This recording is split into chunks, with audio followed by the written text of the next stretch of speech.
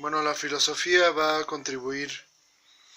a la formación de un cierto ideal de formación humana. Formación humana que se entiende como una parte integrante, como una parte vital, como una parte esencial de lo que es ser hombre, de lo que es, um,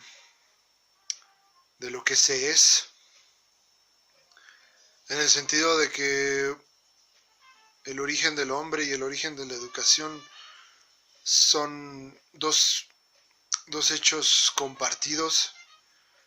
No se entiende la educación sin el hombre y el hombre no se entiende sin la educación. Entonces es posible afirmar que el origen del hombre y el origen de la educación son simultáneos. Entonces, en vista de lo importante que resulta el acto educador para el hombre, pues entonces la filosofía va a intervenir y va a reflexionar, va a esclarecer, va a clarificar aquello que se dice, aquello que se hace en el ámbito educativo, en el ámbito pedagógico, en el entendido también de que la actividad filosófica se entiende como una actividad vital, como una actividad que va a promover nuevas pautas, que va a promover una forma idónea de esa transmisión de cultura que significa lo educativo. Y bueno, para la formación de este ideal de que estamos hablando, va a apoyarse en sus disciplinas auxiliares tales como la antropología filosófica, la misma ética, la filosofía política, la epistemología. Y bueno, aquí puedo resaltar lo que hace la antropología filosófica, la cual va a reflexionar cuál es el fin último de la existencia del hombre, a qué debe de aspirar ser el hombre, cuál es su destino, en base al estudio de lo que es ser hombre. Obviamente se puede también resaltar la importancia de la ética. La ética va a reflexionar esos hábitos, va a reflexionar esos comportamientos adquiridos que el hombre aprehende, y también va a reflexionar cuál es el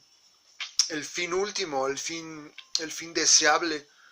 cuando se brinda educación, cuando se recibe educación. Y bueno, obviamente también son importantes las demás disciplinas auxiliares, una filosofía política, en el sentido de que la filosofía relacionada a lo político va a reflexionar las normas, todo lo que legitima a un sistema político. También en el entendido de que pues un sistema político, aquel que tenga el poder va a determinar que es otra vez un ideal, en base a un ideal que es lo que se debe de aprender. Entonces pues se va a reflexionar qué tan válido, qué tan inválidos sean esos supuestos. La epistemología también va a reflexionar cuál es el grado de coherencia entre los métodos pedagógicos relacionado con un método científico, en base a la pretensión de verdad, en base a cómo se experimente, a cómo se sea coherente en el sentido de la experimentación, de la observación, de la la consecución de un saber válido. Y bueno, si se nos pregunta cuál es la relevancia de la filosofía de la educación para la pedagogía, pues diríamos que es una importancia, es vital, en el entendido de que para la pedagogía la filosofía representa una de sus dos vertientes, podemos decirlo,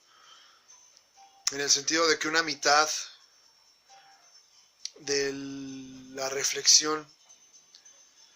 es la relacionada a lo que venimos mencionando, la relacionada a los fines, y esa labor no la realiza nadie más que la filosofía. Ya cuando se reflexionan los medios por los cuales llegar a esos fines, entonces pues estaremos hablando de que la pedagogía se va a apoyar en otras disciplinas, en otras ciencias auxiliares, tales como la psicología, como la sociología. Pero se puede afirmar que la pedagogía es en sí misma una filosofía de la educación, que va a reflexionar cuál es el modelo ideal de formación humana que se debe de transmitir a las generaciones jóvenes y que no, y obviamente reflexionar por qué debe ser de ese modo y no de otra forma.